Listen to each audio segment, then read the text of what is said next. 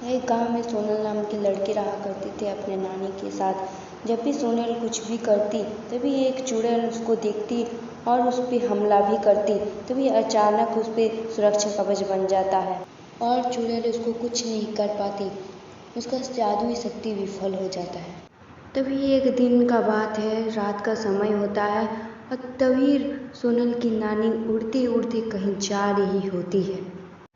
तभी जोर जोर से हंसने की आवाज़ तभी सोनल की नानी हंसने का आवाज़ सुन के रुक जाती है और देखती है कि वहाँ पर हंसते हंसते एक चुड़ैल आ रही है डरावनी हंसी के साथ। तभी चुड़ैल बोलती, क्यों रे बुढ़िया, तू तो बच जाती थी तब जब सोनल तेरे साथ थी। अब तुझे कौन बचाएगा मुझसे। तभी सोनल की नानी बोल पड़ती है, ए दुष्ट चुड़ैल, तू मुझे नहीं मार पाएगी। मेरे साथ भगवान है और तेरे साथ बुराई है। बुराई के सामने अच्छाई की जीत हमेशा से होती आ रही है और होती रहेगी भी। और 4 साल बाद सोनल नागरानी बन जाएगी और तू उसे नागमणि छीन। तभी सोनल की नानी और दुष्ट चुड़ैल के बीच बहुत घमासान युद्ध होता है। ऐसे ही बहुत समय तक युद्ध होने के बाद तभी सोनल की नानी ने एक शक्ति का वार किया जिससे चुड़ैल पीछे हो गई। फिर चुड़ैल ने भी सोनल की नानी पर एक शक्ति का वार किया और नानी भी पीछे। फिर दोनों ने अपनी जिससे बहुत बड़ा ब्लास्ट। तभी सोनल की नानी ने 2 शक्तियों का वार किया एक साथ। इसकी वजह से चुड़ैल को वार करने का मौका नहीं मिला, चुड़ैल घायल हो। तभी चुड़ैल अपनी सारी शक्ति लगा के नानी के ऊपर वार करती है और नानी को मार देती और जोर जोर से हंसने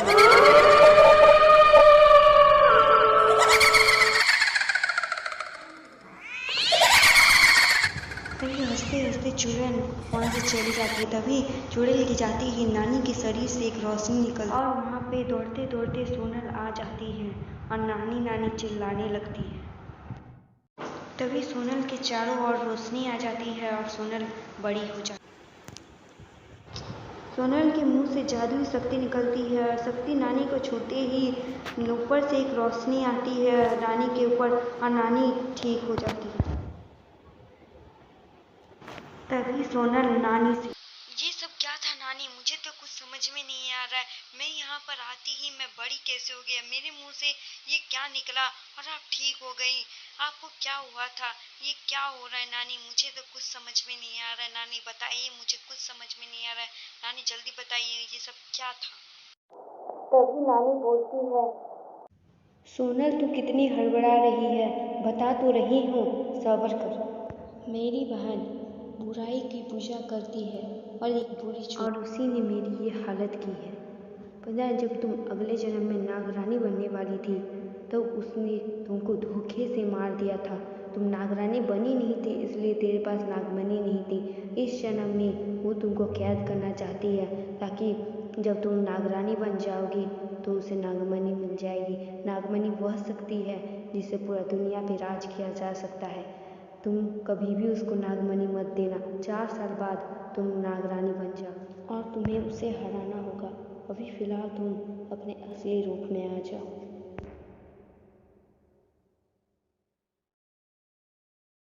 तभी चारों तरफ रोशनी के साथ सोनल छोटी हो जाती है।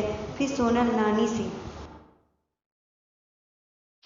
नानी मुझे इतना तो समझ में आया कि वो मुझे नागमणि के लिए मारना चाहती है, लेकिन वो आपको क्यों मारना चाहती है, वो तो आपकी बहन है ना। भला कोई बहन को क्यों मारना चाहती है, वो मुझे नागमणि के लिए मारना चाहती है, फिर आपको क्यों। नहीं सोनल बेटा, उतना दिन से तुम्हें बचा कर रखा है इसलिए वो मुझे मारना चाहती है। नानी अब तो 4 साल बीत गया, अब वो चुड़ैल कब आएगी और 2 दिन के बाद मैं नागरानी बन जाऊंगी। देखो सोनल बेटा, वो दुष्ट चुड़ैल कभी भी आ सकती है। अब तुम्हें उसे हराना पड़ेगा। नहीं हराई तो वो पूरी दुनिया पे राज करेगी और सबको मार डालेगी और खा जाएगी। तुमको सबको बचाना पड़ेगा क्योंकि तुम एक शिव वरदानी नागरानी। तभी 2 दिन बीत जाता है और बहुत जोर जोर से किसी का आवाज आने लगता है।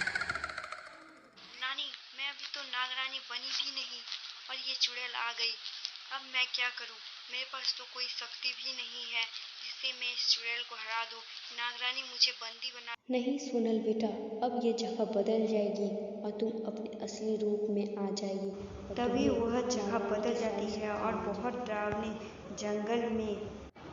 देख चुड़ैल, मैं फिर वापस आ गई। अब मैं तुझे नहीं छोड़ूंगी। तेरे पाप का घड़ा भर चुका है। अब तू मेरे हाथों मारी जाएगी।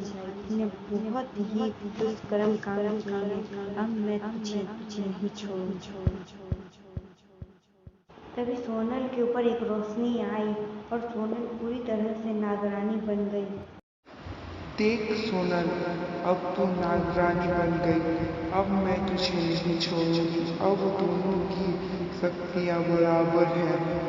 अब तुझे मार के मैं नागमणि अपने नाभि में रख लूंगी और मैं तुझे छोड़ूंगी नहीं और पूरी दुनिया पे राज करूंगी। पूरी दुनिया को तबाह कर दूंगी मैं। हाँ, देखते हैं कि अब सच्चाई की जीत होती है कि बुराई की। ले अब तू मर।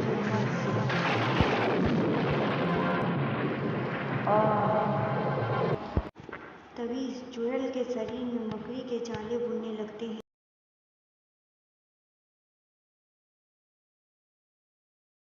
हैं और आग जलने लगते हैं और बहुत ज़्यादा धुआं उठने लगता है वहाँ।